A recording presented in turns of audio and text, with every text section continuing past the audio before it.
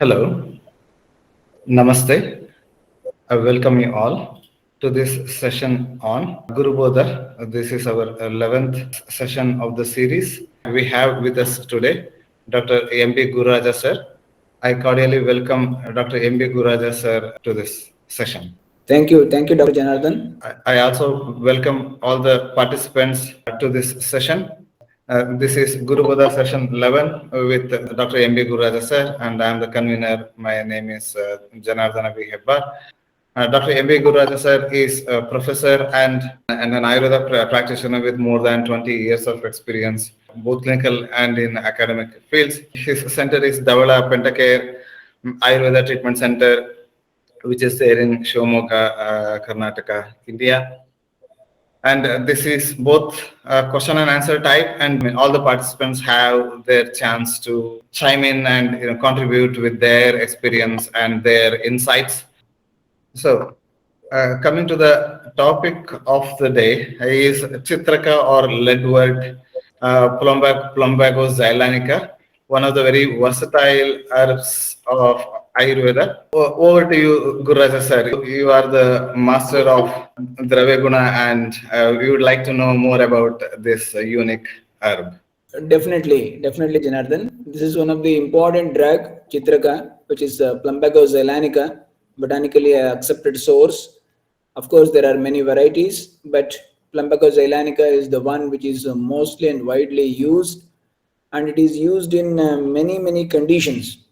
But primarily, the target is to improve the Agni, because Chitraka is the drug which can stimulate our Agni at the level of Dhatu as well as at the level of Bhautika Agnis as well as Kaya Agni. So in all the areas, this is the one which stimulates the Agni in such a fashion that it improves all assimilation, digestion, and even it rekindles the Agni in such a manner that it is used as even Rasayana many a time. And this is one of the important drug at our disposal for dry type of arshas or shushka arsha, what we call it as, where there is no bleeding, as well as certain skin diseases, stubborn skin diseases like Shwitra or leukoderma. And of course, it's one of the important Shulahara Dravya. Deepanapachana is one of the main area where this Chitraka works. But Chitraka as a plant, it's a very widely seen growing on even roadsides and even the hillocks or the barren lands are very commonly seen, which can be identified by its typical star-shaped white flowers with spikes, so which can be easily identified. It's a perennial herb with a somewhat striate or somewhat strangular stems. So it's one of the important plant when we study in our BAMS degree course under the undergraduation. It is one of the important plant in the sense, and from the point of practice, wherever there is Mandagni, Agni Mandya is there, in all those areas, we do come across such a drugs which can rekindle the Agni. Or we know that in our body, the Agni is in the form of Pitta. So it's very clear, it rekindles the Pitta at various levels. We know that there are different varieties of Pittas like Pachak Pitta, Brajak Pitta, Ranjak Pitta, Alochaka Pitta and Sadhaka Pitta. If you observe the functions of this drug, it's peculiarly around the places of dominance of Pachaka Pitta in those areas, as well as to some extent in the Ranjaka Pitta and Brajaka Pitta areas. Chitraka works very beautifully. So this is the area we need to understand and concentrate while using Chitraka. And regarding its use in arshas, you said that it can be used in shushka arsha or dry arshas. Is it constipating, sir? I mean, does it contribute to constipation, or how it really works in case of arshas? Chitraka is, even though Katurasa Dravya, Ushnavirya Dravya, Katu Vipaka Dravya, but its Ushnatha and Katuta won't cause any further Vibandha or constipation. it has a Tikshna Guna also. Because of that Tikshna Guna, it makes it to penetrate and remove the Vata from the area. So thereby it acts as even Shulahara, Shula Prashamana, as well as it also helps in removal of the obstruction in the path of the motion or the stools. So that is the reason when there is a dry type of pile mass, or which you call it as a Vatarsha or Shushkarsha, in those areas it directly acts on that. And also you not to remember that it is also Lekaniya Dravya. So it also has a scraping effect. So definitely it removes the obstruction in that pathway, and thereby it works. Of course, in a large quantities if you taken, then it also can cause a bleeding because of its Ushnatha. But it won't cause what you call the Vibandha, just like any other drug which can Katudrasa Dravya can cause. Constipativeness cannot be achieved by using this. But of course, in large quantities, it also causes burning sensation. Of course, some side effects are there. If it is in a what you call pregnant ladies, you cannot use it. And of course, in a person or a female, she is in periods, we should not use Chitraka because it's going to influence the bleeding, menstrual bleeding. And all these things we need to take care of. Of course, in the gastric ulcer and duodenal ulcer, these are the area where it is contraindicated. Otherwise, Chitraka is one of the versatile and wonderful drug which can be used in many conditions of the GI tract. Probably due to its hotness, it's not so suited in bleeding disorders, including the Rakta Pitta conditions, such as nasal bleeding, and also in the bleeding type of hemorrhoids. And another unique thing that you taught when we were like going into the herbarium collection of herbs and all, that when we try to pluck it, it causes like burning sensation. Probably that's the reason why it is given synonyms like Dahana, Agni, Pavaka, etc. Sir? No, it's of course so some things you usually know it happens. If something is good, we try to put some other good points behind that goodness to make it more good. That's a usual tendency. If a plant is very deep rooted and the season is dry and you are trying to pluck the plant, definitely you need to put a lot of extra effort and pressure. So when you drag that, because it's a fibrous material, you can have a rubbing on your hands, and that rubbing may cause, because of the friction, you may feel there is some irritation or hotness. And this can happen with any other thing. Even bala, if a plant bala, if you are Sida cardifolia, if you are trying to pluck in a dry season, even that can also cause irritation and a burning sensation. So it doesn't make any sense. But it's basically Dahana, Pachna, all those names of Anala related with the Agni, what have been kept. It is due to its effect on the digestive system and the gastric system, and inside the body, that Agni, whatever it is going to produce, or it is rekindles or initiates or ignites, based on that parameters and that function, the name has been kept. And regarding its hotness, of course, we have learnt that it increases Pitta dosha and also it increases Agni. But how hot it is when we compare it to, say, ginger and long pepper, and we have other Ushnavirya herbs such as Bhallathaka. So where does it stack up in terms of its hotness, sir? See, when we talk about the Ushnatha or hotness of a drug, particularly among these four, if you say Chitraka, Bhallathaka and Ardraka as well as Pipali, from the point of view of its Ushnatha, I think the first one would be Bhallathaka. Bhallathaka is the hottest one, and it is a very Tikshna and very penetrative in nature. So definitely it is going to be very hot. That's why when it comes in contact with the skin, it also causes blisters. That's why it's called a spotakrit. So there is a reason Bhallathaka is too hot compared to any other four drugs out of these three drugs. Then next in the line is Chitraka. Then afterwards, almost ginger or Ardraka and Pipali comes in a similar stage or state. Maybe at the third level, these two will be. The reason is Chitraka and Bhallathaka are almost Samana Pratyarabdha Dravyas. They are in line with their constitution. And all the Rasapanchikas or the internal constitutions, they join together and work in a single direction, and all of them are in a alignment, in a normal alignment, or a linear, one single lineage. So that's why they will be supporting one another. Whereas in Ardraka, as ginger and Pippali, there is a Madhura Vipaka, which is quite against this lineage, and that's why it pulls down the effect of that drug in perspective of hotness. That's the reason Bhallathaka is to be considered as the hottest one, and Chitraka is hotter, and ginger and Pippali can be kept as hot. So this is the way we can understand it. How it is categorized as Shula Prashamana, meaning it's useful in, say, abdominal colic pains, but it is, a standard Ushnavirya Dravya. So how do we understand its Shula Prashamana action, sir? See, basically, whenever we hear the term Shula always refers to abdominal colic or abdominal pain.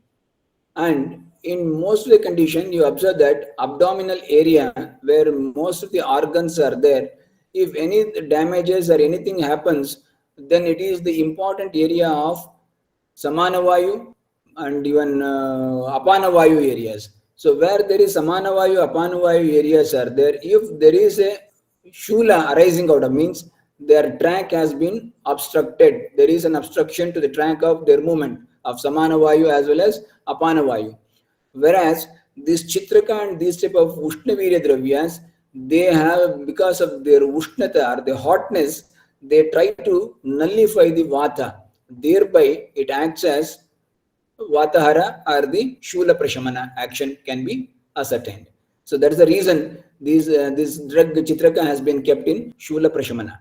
The reason is, even though it is Katu, but its Ushna Guna has a capacity to nullify the Vata, and the Shula is one of the predominant feature produced out of Vata, so thereby reducing the Vata, which also reduces the Shula. That's the reason. Thank you, sir. And moving on with its benefits, Ashtanga Hridaya mentions that it is very useful in leukoderma or Shwitra Roga. The commentator there explains Mutrena Shwitra Kushtani, meaning it is useful in Shwitra when it is used along with cow urine as a cold drink. And we also see that Chitraka is one of the fermented liquid products of Ayurveda, which is primarily used in vitiligo treatment. So how to understand and what's the mechanism of action there, sir? That's what in the beginning I said, no, the way the area of dominance and their workup, particularly in case of Chitraka, it works in the area of Pachaka Pitta, Ranjaka Pitta and Brajaka Pitta. So Brajana's Tvacha, that is related with the skin, the coloring is also done by the Ranjaka Pitta and Brajaka Pitta. So Ranjaka Pitta at the level of Grahani or even the Pachamanashia, whereas the Brajaka Pitta is the one which controls the skin coloring material. So definitely when Chitraka functions on these three lines, definitely it is going to help it. And it is a very strong one and a penetrative one. So it penetrates deep into the melanocytes and stimulate it, produce its normalcy, the coloring pigments. So that's the reason it is very prominently and very genuinely pointed out by our acharyas that it works in the Rajaka Pitta area. That's the reason we have Chitraka Asava, as well as even sometimes this Chitraka has been rubbed into paste along with the cow urine and applied as a lepa in those areas along with even Bakuchi. So these combinations will stimulate the coloring pigmentation to occur in those areas of leukoderma. So that's a right drug, and it's one of the best drug also. It can be used in vitiligo. Yeah, and coming to its Rasayana effects, Ashtanga Hridaya in the Uttarasthana 39th chapter dedicated to Rasayana, he explains that Yatha Swam Chitrakaha Pushpai Jneya Pita Sita Sitaihi Yatottara Cha Gunavan Vidina Cha Rasayana, meaning, he explains different varieties of Chitraka in terms of its color, and he explains that when it is used appropriately, it acts as a Rasayana. And how to understand, because we know that Chitraka is more of a cleansing and detoxifying and very Ushna Dravya, and not so very much in terms of it does not have much of nourishing action. But how to understand this Rasayana or cell rejuvenation and anti-aging effects, sir? See, very simple reason. Whenever Chitraka type of drug it is used for the purpose of Rasayana, it doesn't mean that they themselves should have a nutritive value and they will give that nutritive value. That's why that things will happen as an Rasayana or elixir type of things. Many a times we have seen that there are certain good number of drugs, but even though it has been prescribed and the patient has taken, it won't reach to the tissues where it is required. So it's very clear, whenever there is a Agni proper, so that will create a relatively the path required to reach to the places where it is necessarily required. So that is the reason any drug of this nature like Chitraka or even Pippali or even Bhallathaka, all these are, even though they are all Katu, Ushna, Tikshna Dravyas, they have a special capacity to initiate the production of the various types of Agnis inside the body, maybe at the level of cellular level as well as even the tissue level. So when these things are produced, definitely it carries even the other material which are provided along with this. So whenever we are using this Chitraka or Bhallathaka, all these things, definitely along with that certain other nutritive materials are also used. These things will go ahead as a leader and they'll clear the paths and make the things for the digestion, as well as then the nutritive material comes that will be subjected for digestion, and it is even taken for the assimilation. So assimilation part is also taken care, as well as the digestive and carbonative part is also taken care. So when these things are just like it's a needle, only tip is sharp. If that is penetrates in, it can enter body of the needle cannot go in. So that's the reason these type of drugs are used as a penetrative one, and they make the way for the Rasayana effect. So that's the reason Chitraka, even Ardhaka, Pippali, Bhallathaka, all these, even though Ushnavirya and Tikshna Dravyas, they are used as a Rasayana, and they are providing the reason quite a good pharmacological action as Rasayana. We can understand even practically. Yeah, that's a very important point that you made, that Rasana has like two components. One is the improving the Agni and keeping all the tissue level channels open so that the nutrition flows uniformly and thereby getting the Rasayana effect. There's a question by Deepiji here that you said that we need to be real careful while using Chitraka orally during pregnancy.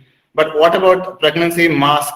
If especially for vitiligo, for external application, can it be used during pregnancy? Care should be taken. If you are using Chitraka through the skin also as an application, it has a special affinity that it can even get absorbed from the skin to the bloodstream and may reach to the things where you are preferring not to go. So it should be taken care even in pregnancy. Applying Chitraka outside in case of a leukoderma, it is not indicated because it may have a tendency to pass through the skin and even get absorbed, go into the bloodstream and reaches to the uterus. So it is not indicated and it's not a right choice during pregnancy. Thanks, sir. And while searching for this, I got another shloka from Ashtanga Hridaya itself. It says that Chaya Suskam Tato Moolam Masam Churni Kritam Liham. Meaning, if it is Chitraka is taken for 1 month, Sarpisha Madhu Sarpibhyam, Pipanva Payasi Yata, honey along with ghee, or Hita Nashi Shatam Jivitam Nirujaha. Meaning, for 1 month, if it is given along with ghee or along with honey or ghee, one can live up to 100 years, meaning they are specifying on the Rasayana action. Medhavi, Balavan, Kanto, Vapishman, Ditta, Vachakaha. Meaning one would become Medhavi, it improves intelligence, strength and the skin glow, all those things, including the speech and its related capacity. So all these things can be probably correlated with this Agni promoting action. So it is just like, that's what I said, it's just like a tip of a needle. It gives a way, penetrates and opens the things, the channels for the flow of the materials. And that's what he said, Chaya, Shushkam, all these things, when it's a shade dried and it is made powder, and such powder of Chitraka taken with along with the Taila for a period of 1 month or so, it can even overcome the very bad Vataroga also. So even though you observe there, if it is, and we all know that it is a drug which can be given for the increasing Pitta, it can kill the Kapha. But it is provided these powder of Chitraka taken along with Tilataila for a period of 1 month, even it can control or even win over the baddest part of Vataroga also. It has been explained. So it's very clear. It opens up the individual channel so that the flow of materials or the drugs moves to all different parts of the body, even to the deepest part of the body. That is the reason these opening of channel or even the carminative and digestive capacity present in these drugs gives a way open for the other drugs to follow them. So that is the reason it acts as a penetrative one, and that's the reason which can be used for the purpose of Rasayana. Continuing with its use, standalone herb versus its combination. It is used in variety of along with other herbs. Very famously, we have say Pantakola Churna with Pipali Mula Chavya Chitraka and ginger there. So Charu Mahajanji asks Chitraka alone versus its formula or in combination with many different herbs. Usually, it's made in combination with most of the other spices. As in case of Dantyar, is the Panchakola Churna, Panchakola Sava, even Chitrakadi Vati. So can it be used alone also, sir? Yeah, Chitraka can also be used alone because there is a reference in the classical text itself that is saying that Chitraka Churna can be taken with Tilataila for a period of 1 month. And whereas even same Chitraka Churna, if it is taken along with Grita or combination of Grita and Madhu or with the Dugda continuously for 1 year, even the person may become very, it will enhance its longevity of the life of a person. Even Shatayushi, it has been said. So the person will be made to live longer by consuming this drug for these number of days. It's a single drug only, they are told. So it doesn't make any sense that we need to use only single drug or combined one. The combination is of the drugs has a special benefit and special area of where it is intended for. There are peculiar areas where we want to have the efficacy of Chitraka, but we don't want to have the side effect of Chitraka. In such a type of thing, better you use a combination of that, where at least Chitraka is there, but the quantity of Chitraka present in the combination is comparatively lesser, and which makes the action of the drugs. Always a particular single drug, if it is taken, these type of strong Ushnavirya and Tikshna Dravyas, it is better to take them in combination. If a single drug is taken, they have a special capacity, they can penetrate deep and they can cause if your calculation of dosage goes wrong. So it should be taken care of.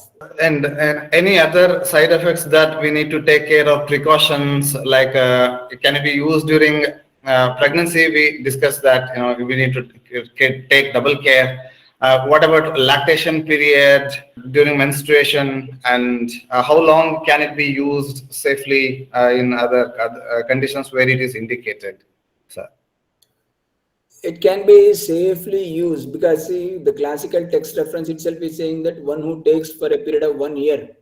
So such a long period time has been mentioned. So there is no one should have any doubt in the mind that how long it should be taken, it may cause some damage. No, it is not like that. It is totally depend on the way we consume the medicine and in the dosage for how long. So it is a comparatively safe drug to use even for the years together. So don't worry about the duration of the usage of these drugs. The point number 2 is where it should not be used. It should not be used in where a person is suffering from a severe gastritis, a person is suffering from a gastric ulcer, a duodenal ulcer, or bleeding through any of the openings from the body. It may be from any of the orifices if there is a bleeding, Raktapitta type of conditions, petechial hemorrhages, or something bleeding disorders is there. So in those patients, care should be taken. This should not be used because it has all the tendency to improve the bleeding or further enhance the bleeding. So one should be very careful. It may be for bleeding from the gums, it may be bleeding from the nose, or it may be bleeding from the skin, or it may be from the menstrual bleeding, or it may be even the piles. Of course, see, observe the typicalness. Acharyas are very clearly suggested to use this Chitraka in a dry variety or Shushka Arsha, but not in the bleeding or the Raktarsha. Raktarsha, we have a better drug called Kutaja. So that's the difference. We need to understand that. Coming to its research, like modern research, it is known to have antimicrobial, hepatoprotective, and cytotoxic and anti-cancer effects. So probably in the hepatoprotective, because it acts on Ranjak Pitta and enables rasa conversion into Rakta Dhatu, there it is used, sir. See, they already know that how this Chitraka works and what are the area of its functioning. The same thing has been studied, and if they had done the supportive document for our claims, then it would have been a very wonderful one. But if you go through that research, you can see that they have used the extract of the leaves of leadwort, or even the some aerial part or stem of the leadwort, something like that. But Ayurveda, we use its roots, very specifically where the virya is present according to Ayurveda is its roots. So we are selecting such a drug.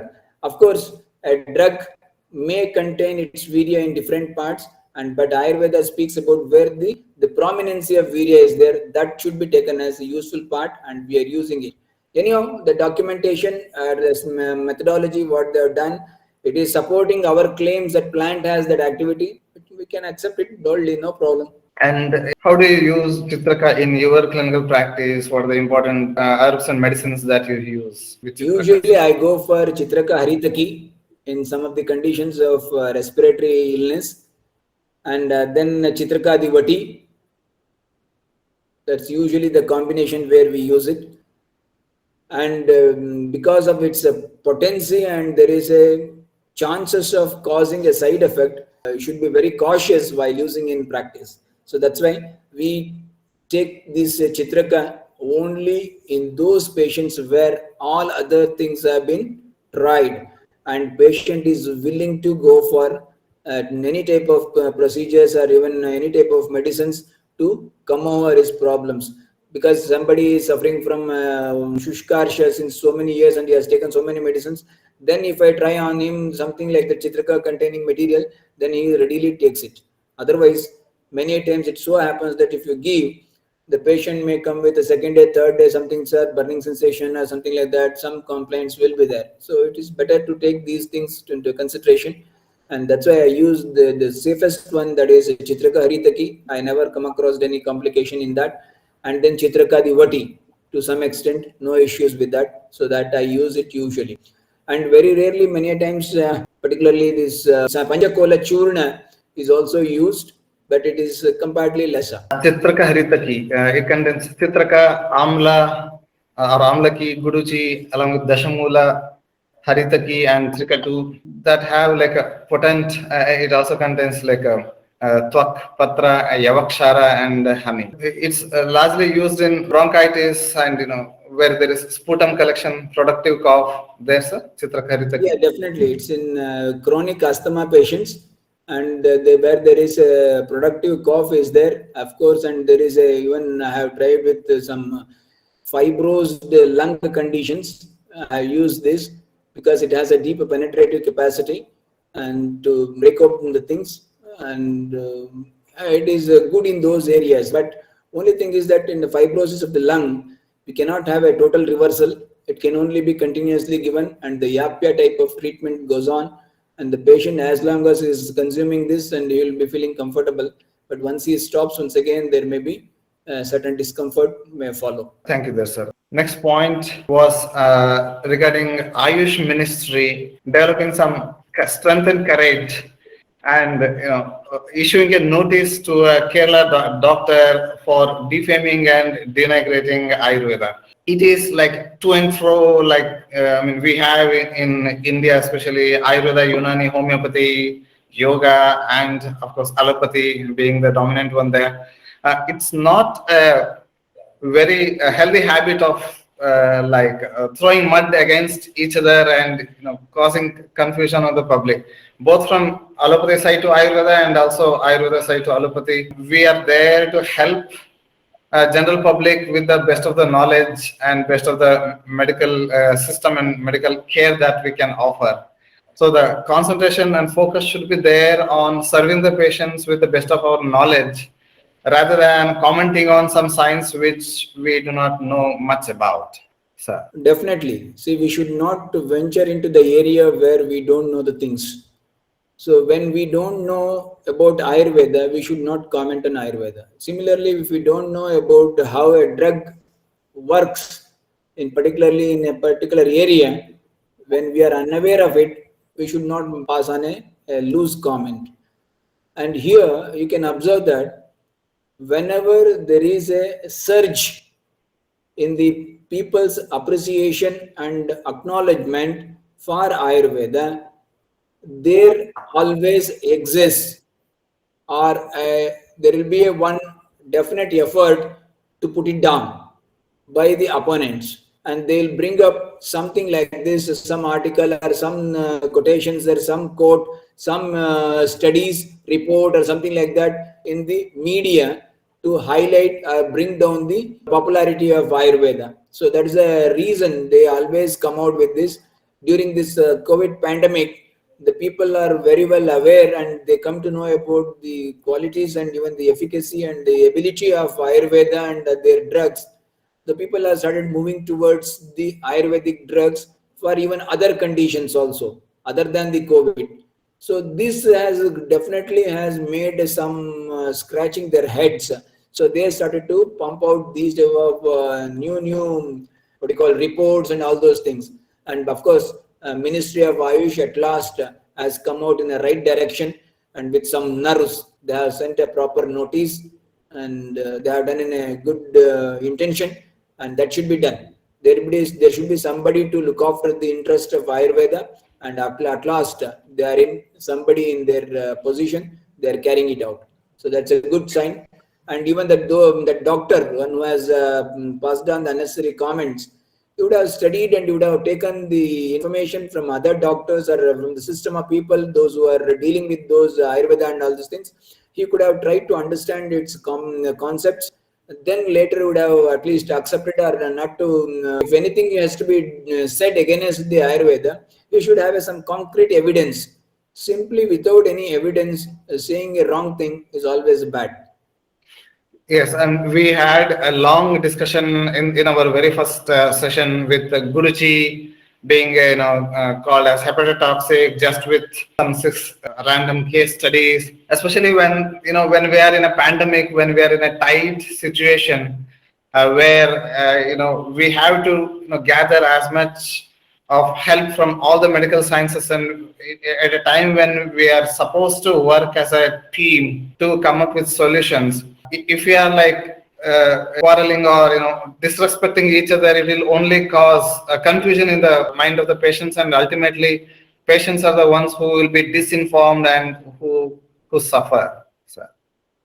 The reason is, during this pandemic and all these things nowadays, because of the very strong network of the social media, anything which is just passed on to the social media, it goes viral in a fraction of minutes all over the world. Everybody will be searching for that, and they'll be searching in such a words with that, and they'll try to put that that efficacy Ayurveda and linked with that side effect and something like that. So that trying to tarnish the image of the Ayurveda, but that should not be the intention. Our intention has to serve the humanity. Whatever best possible, we can do it from whatever the science is available. And we know that this science is existing since so many thousands of years, and which stood the testing of time. The time tested medicine which has shown its efficacy, then there is something, because anything which retains and stays there for thousands of years, definitely it has some potential, that we need to accept that. And also for young medical students, be it Ayurveda students or allopathy students, or any other health medical field, medical science students, I think it should be taught in the first year itself that we should be respectful to the other sciences, and every science has their own advantages and their own areas of strength.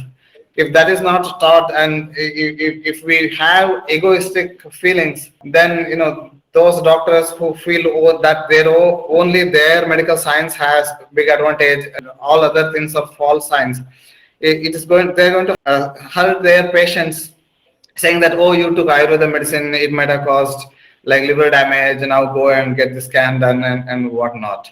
So it will steal the opportunity for the patient to benefit with Ayurveda herbs and other medicines. medical systems. Definitely, there should be synergetic effect, and there should be synergy and even the cooperation between the different stream of medicines or the system of medicines. Otherwise, we may not be in a right way of situation explaining to the people or society. So we need to go by putting hand in hand, and that's why that's an integrated approach. Many a times, integrated approach of nowadays. Even in the COVID pandemic, also we observe that the people are now studying with ashwagandha along with the vaccine and such things, such things are there. So this is a very important area where we need to have, because in future integration is the right way of dealing the things. They are good things from each system has been taken and imbibed and into given to the society. Definitely the society will be at its best and it will be in a beneficial end. And for the students of Ayurveda who are seeing this, best way to promote Ayurveda is not to get into quarrel or getting into which science is better or our science is better. Rather than arguing, showing results is one of the easiest way to win over even the doubters. And best example is like Dr. Gurubodha sir, who gets a lot of referrals from pediatricians for respiratory tract disorders, even liver disorders also. For Ayurveda, he gets reference from even the other counterparts also, sir. Definitely, it is the area when we just simply talk and talk and talk, nothing can be delivered. See, when we say, okay, let us see how our drug works, you just see the result of our drugs, then automatically they will only ask and they will see how it is working. Then they will ask so many questions related to that. When we try to explain them, when we explain the concept of how our drug works, and we use the technical terms as well as how we interpret and you understand their language as well as their laboratory values and everything, then automatically they will be quite astonished and they will be many a times they'll accept. Even though they don't straight away many times come in something like that, he has come out in open and said, yes, you have done a very good job, and no, they will simply keep quiet. At least they won't open their mouth in the public and say some nonsense. So that's why always let us our work speak, not our words. And also to explain it to the patients in terms of scientific language and all. There was this interesting chat in the Quora platform, which is a question and answer platform. Like you have a child, and child is studying some 5th standard or 6th standard. So which is the thing that you want the child to learn more so that he becomes a better person and a better professional when he grows big? And there was a conversation there, and many people were telling that it would be coding, computer knowledge, because any field that the child may take up, one of the, be it art or be it technology, computer is there.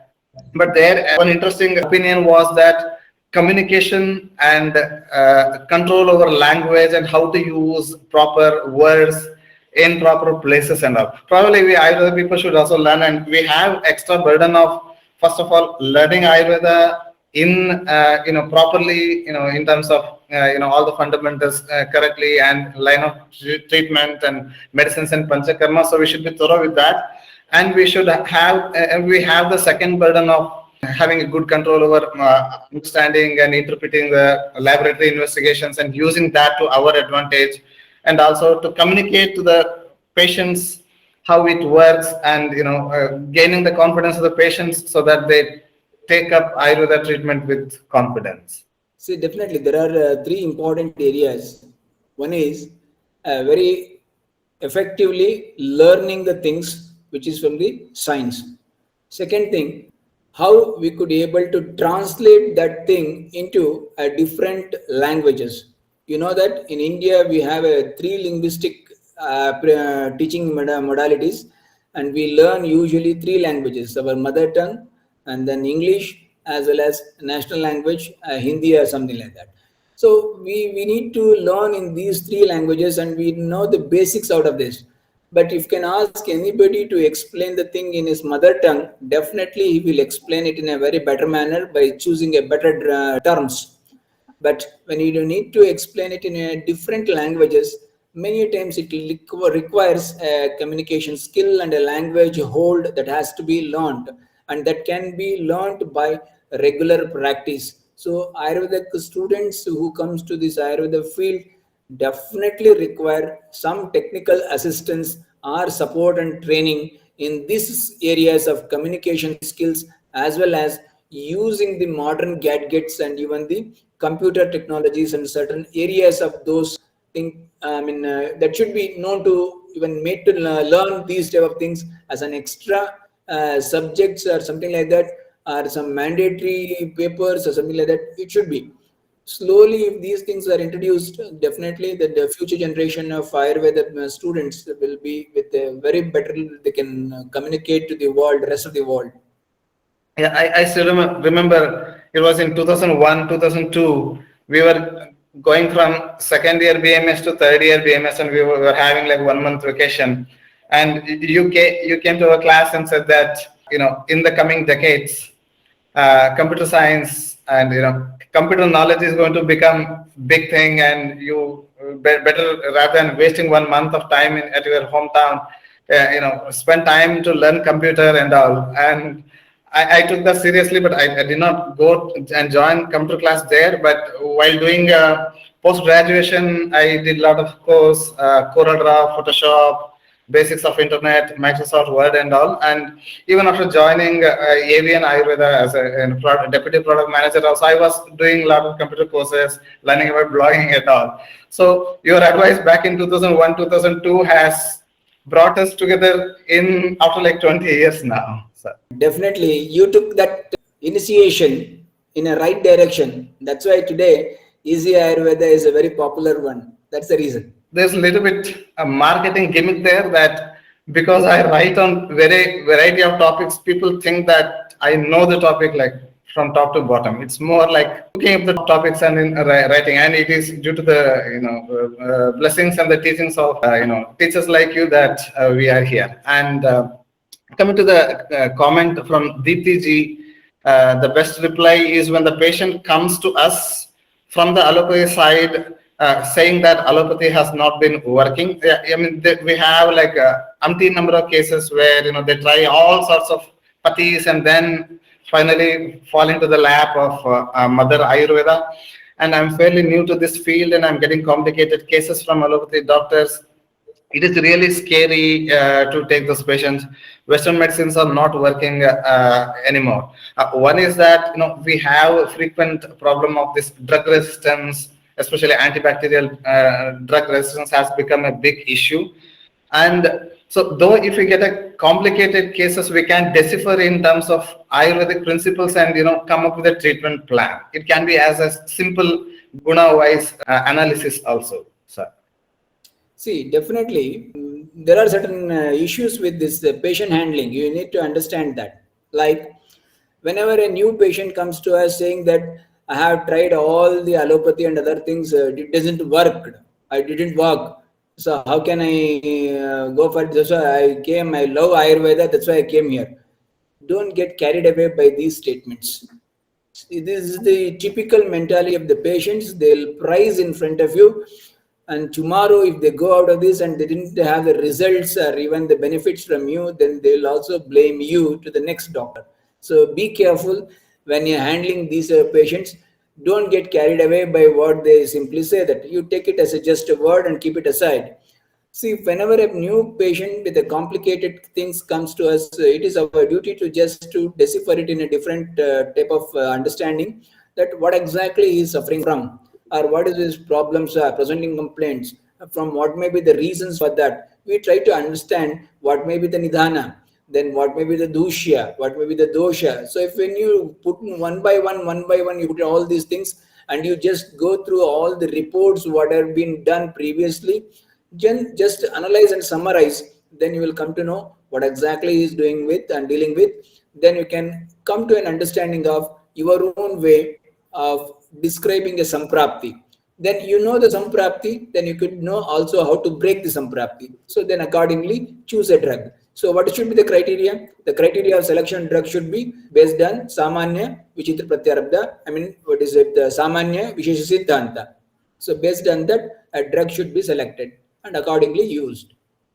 Definitely, this will going to help us to cure the condition. And the one more point is, when we get a patient of highly complicated nature, you explain the prognosis and the probable outcome of the disease treatment.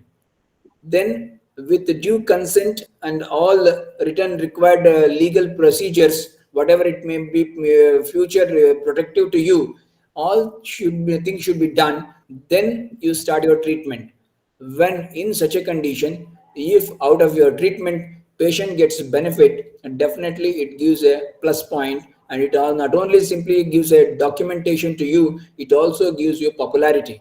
So, and you will, it also give you the confidence how to treat these even complicated cases. So that's why it is better to accept the complicated cases also. But if you know the limitations of what we can do, then you can go ahead with this. And definitely it has special benefits as well as some sort of some that's a double-edged sword, something like that. So you should be very careful in handling this, but we should not simply reject those cases. We need to go for that, taking those cases, and accordingly we need to amshamsha kalpana, we say it, by bifurcating the things and pointing down even to zeroing down to a particular level. Then accordingly different drugs can be used with the different modalities. Maybe some vyadhi pratyanika dravya can be used, or yoga can be used, or even some lakshmanika chikitsa can be done.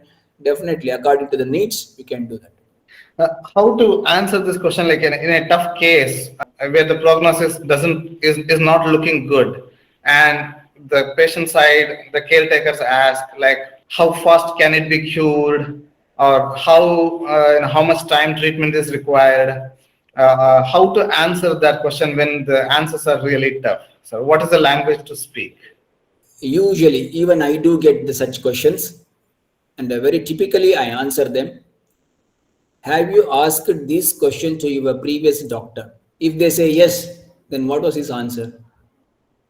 If they say no, we can't because he's allopathic doctor, we didn't ask all these things, then why are you asking all these things to me? I am also here to treat your condition. I can explain what your condition is and what would be the outcome of treatment. I am not a god to give you some damn assurances. That cannot be done. Ayurveda very clearly, Charaka Acharya has very said, don't give assurances while treating the Vata Vikaras. So in the similar thing, that's only one indication he has spoken about. We need to carry that information to all the places. We don't want to give any guaranteed chikitsa. It's not doing that one.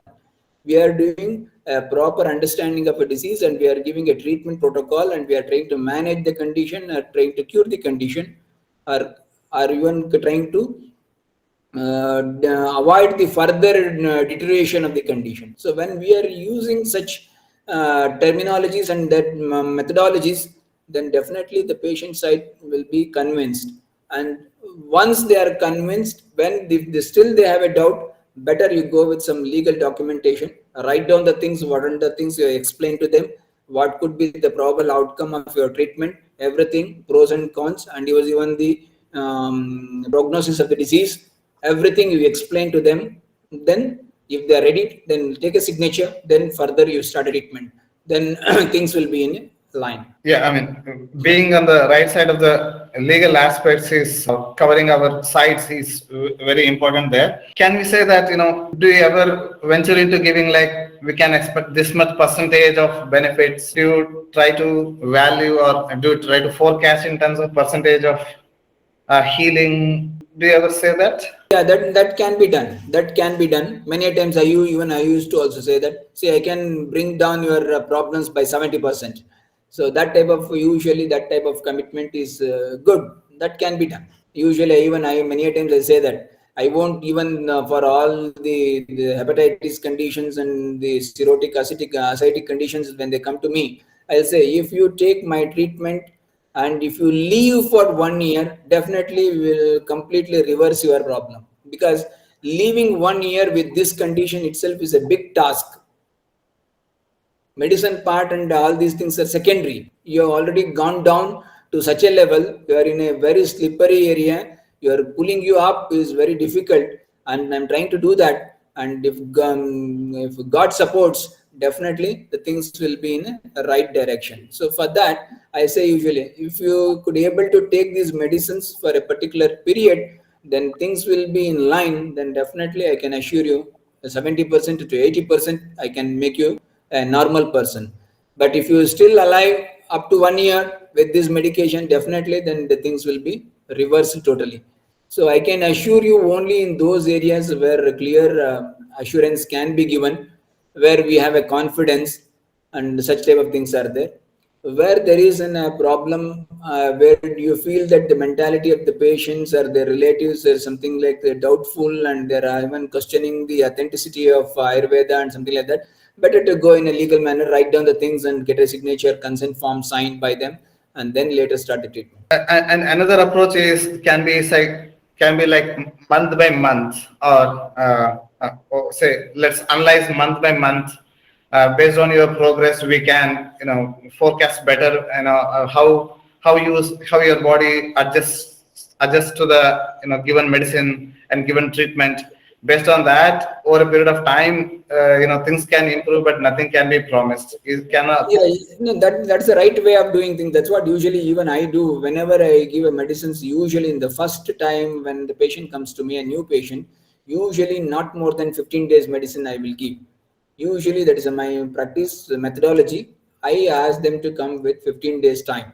15 days time, I will come to know at least whether the drug has started working or not, and I'll even the patient will also feel certain initial benefits, so that can be assessed very easily.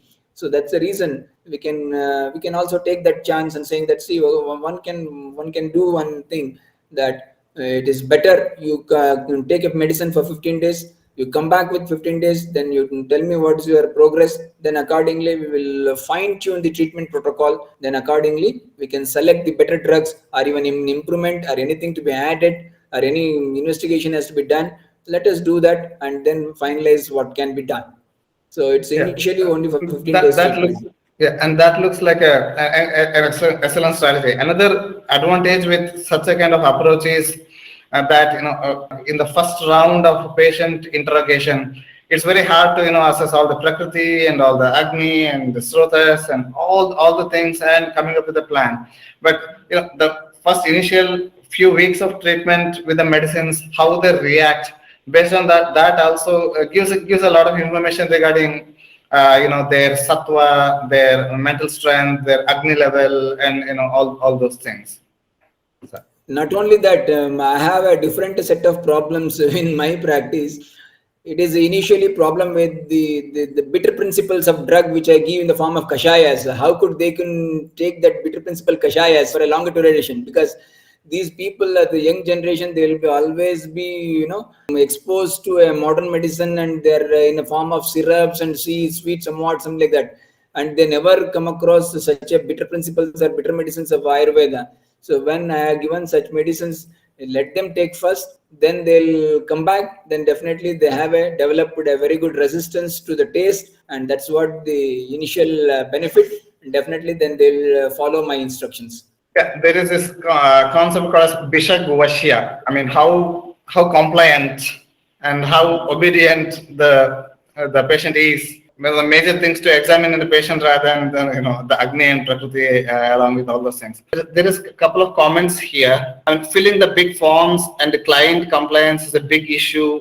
Most want easy quick fixes, but we need to be really careful with patient compliance, especially in countries like USA and Europe and Australia, where Ayurveda is still not totally regulated, and rules are getting formed as we speak, and Ayurveda is not still recognized as a medical system there. So you need to be really careful, and if you are associated with NAMA or any such organizations, there should be a proper consent form that can be developed but that becomes so critical where Ayurveda is still in putting its baby steps, sir. Yeah, definitely. So if those countries where the regulation is not there and even government backup is not there as it's a legalized system of medicine, then it is better if they are allowed to practice.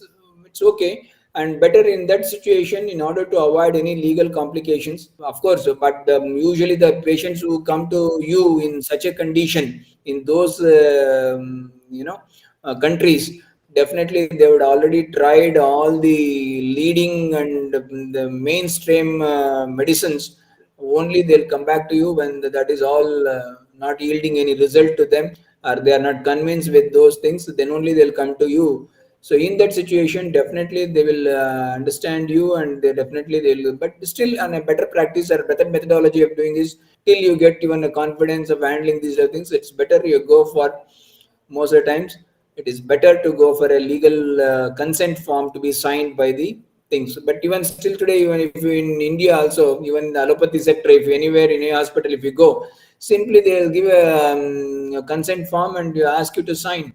Even without filling it, they'll ask you to sign. That is the tendency. Then we will do it because we want the treatment from them. So we will fill that and we put a signature.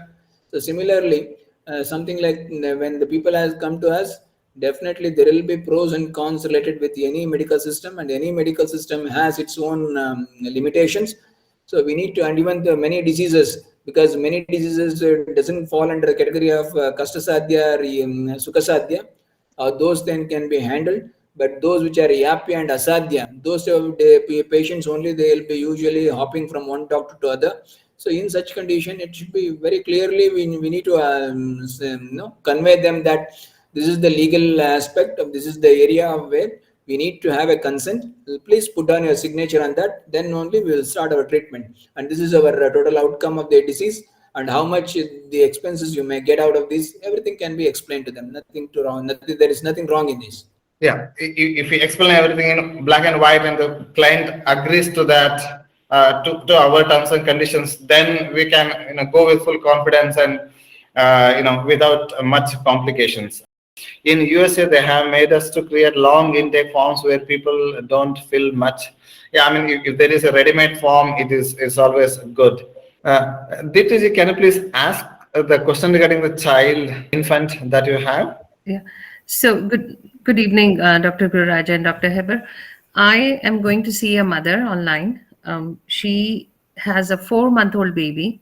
She was a vegan for 12 years, and during pregnancy, she changed out in her second trimester to everything and anything.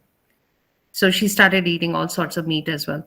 So the baby now is on breast milk, and the baby has been having severe digestive issues, as well as there is blood coming in mucus form, and it's pretty red. I posted the picture on the group. What can be done? Like, what kind of diet or what can I give it to the mom so that the baby digestion is better? Like, if I consider the folk medicine from Rajasthan, it will be haldi and ajwain. But what can you suggest? What should I do? At your disposable right now is Shatavari, Yastimadu, and Gokshura. These all in the form of powder, and these powders in equal quantity, say about 3 to 5 grams. Totally it becomes 10 to 15 grams, and this 10 to 15 grams you boil it in 50 ml of milk, adding with 200 ml of water, boil it continuously, then reduce it to somewhere between 50 to 100 ml. Then you start giving this one to mother. So if she started consuming this thing, slowly the things will settle down. But we also need to understand, is there any infectious condition inside the baby? Even baby may be having some problem. It may not be simply the mother who is responsible for all these things. So there may be some even infections. So we need to ascertain that also, whether the child is having any problem with the, what you call in something like that, ulcerative colitis type of thing or anything like that. So we need to understand a little bit. The first line of defense or the first line of medication at your disposal is that you can go for these type of drugs, Shatavari, Gokshura, and Estimadu. These are good in this condition. If there is any ulcerations or something like that, or even it is due to the increased pitta, so these are all pitta shamaka dravyas, madhurasa dravyas, and definitely madhurvipaka dravyas, and they are going to cool down the entire colon, and even they are very good. Yastimadu is very good even for the ulcers to heal up. So that's the reason we can go for these 3 drugs combination. So the doctor says that the baby should go on a formula. And formulas are really terrible because they have all kind of soy, and it's really bad. Like, I give it to my baby too, but you are in a place where the doctor tells you that your milk is bad, or your whatever you're eating is wrong, and when the baby is suffering, we moms become totally we submit to the doctors. So this is the same thing is happening with this, but before she submit to the formula, she wants to know if there's anything, and she's a very willing patient. She's ready to do anything. If such is this is the first line of medication what you can give to her. The second thing is that you can, even if it is they're saying that mother's milk itself is bad, then we have another option.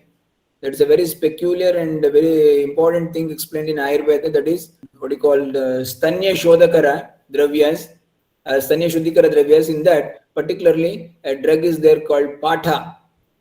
That Cyclia peltata or Sesampulus pereira botanically. Its root, you can use it in the form of a powder, mix it with milk or honey, you can give it. Stanya shodhakara, Pata or Cyclia peltata, or even Sesampulus pereira. There are two species are accepted the sources for this, Pata and Rajapata. That is one of the best Who Stanya sells it shodhakara. here? Dr. Heber, would you know who sells it in US? Yeah, I was searching for it in Athra apps. They seem not to carry, but we'll try to get that. But still, Shatavari Estimadu and Gokshura, they will also have some Stanya Shodhana effect also, sir. I mean, to begin with, if that is not all. Definitely, not only that, because if she wants to go for a very peculiar pinpointed approach, then the Pata is one of the important drug. Otherwise, even what is insisted on the first line, that is Shatavari, Gokshur and Estimadu, they are wonderful. They give the benefits, definitely. Do you suggest I ask her to go back to vegan diet? Yeah, definitely. Child is only 4 months old, you said, the infant, baby. Yes. Yeah, then definitely she should continue her breast milk feeding only. It should not be, it should not be given to any formula milk or anything like that. I won't suggest that. Okay. And she Let her stopped continue eating with breast wheat milk. and eggs also? Yes, definitely. Sesampulus pereira is available in Amazon. I will post it in the Amazon.com. The Pata is available, so you can make use of it. Thank you very much for all the participants for your interesting questions and making this interactive and lively. And thank you very much for Guraja sir for an interesting class. Sir. Thank you so much. Thank you, Dr. Heber. Thank you, Dr.